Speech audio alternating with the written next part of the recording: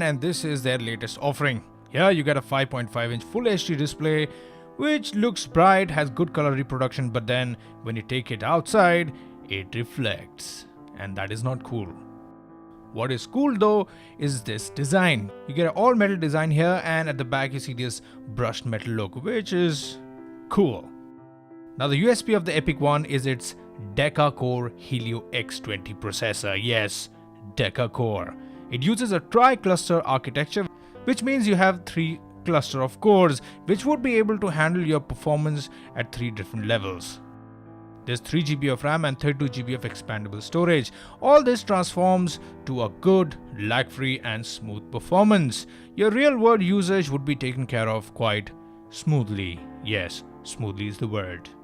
But then the problem comes in when you're playing that game for too long. Actually, after 15 minutes you'll notice that the phone is hot. It's heating up. Now it's not going to explode, but yes, the phone definitely warms up, which is not good.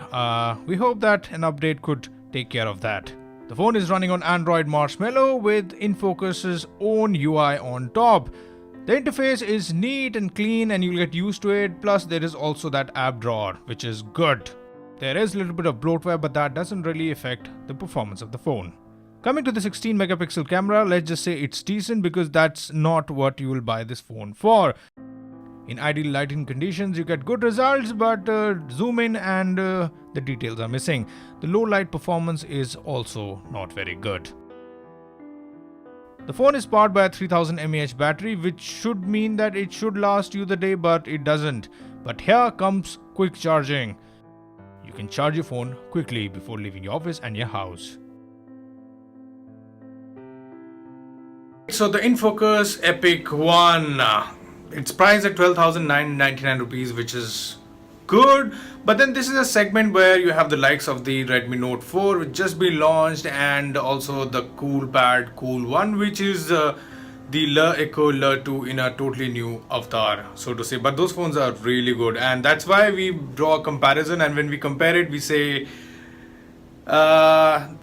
Epic One is nice, you have a great build quality, great design, good performance, camera is decent, battery life is not. But when you look at these phones, they are somewhat look much more complete when compared to the Epic One. So I think it's a decent proposition, and I think you should buy it when the Redmi Note 4 or the CoolPad Cool 1 are not in stock, which happens most of the time. So you're left with this. Then you can buy the Epic One.